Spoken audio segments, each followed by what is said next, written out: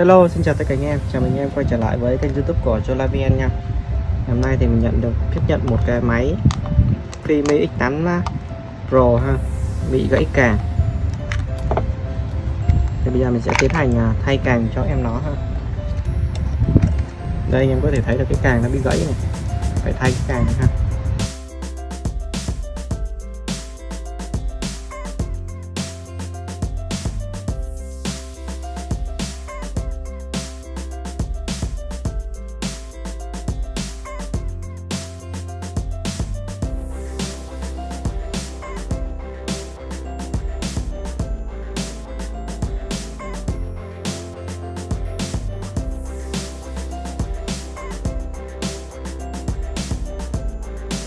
Ok, sau khi anh em tháo hết 4 con ốc ở này ha, thì anh em lấy nhẹ mở nhẹ ra ha.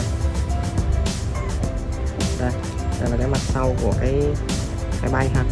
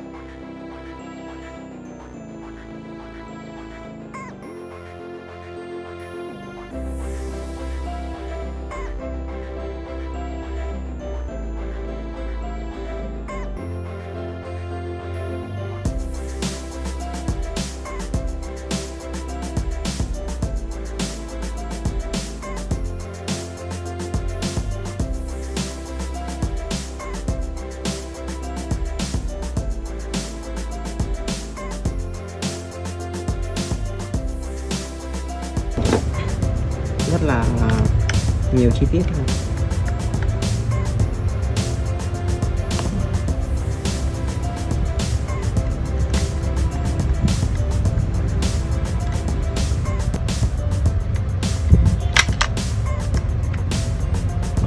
Giờ mình sẽ lấy cái am ra.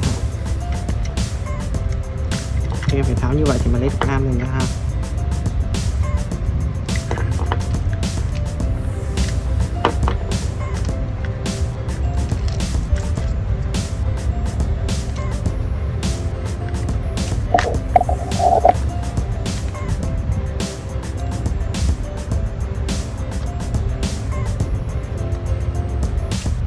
Ok ha, đã lấy được am rồi ha. Giờ mình thay am thôi.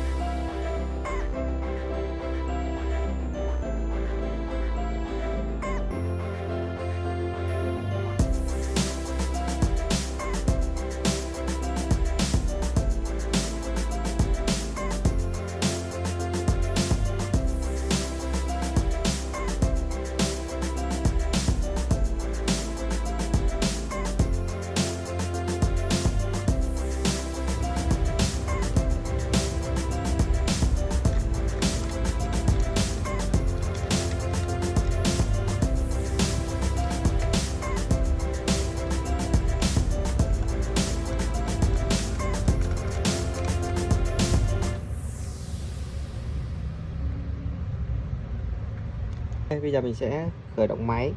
Mình đã khởi động máy, khởi động thay điều khiển, và bây giờ mình sẽ test thử 4 cái am này xem có hoạt động hay không ha. Ok, 4 cái am đều hoạt động rồi anh em ha. Em có thể thấy được là 4 cái càng nó đều quay này, đúng chiều nữa ha. 2 chiều vào trong này, và ngược lại này. Ok, vậy là mình đã hoàn thành cái việc là thay cái càng cho cái con flycam này nó ha. Ok, hẹn gặp lại anh em ở các video sửa chữa sau ha.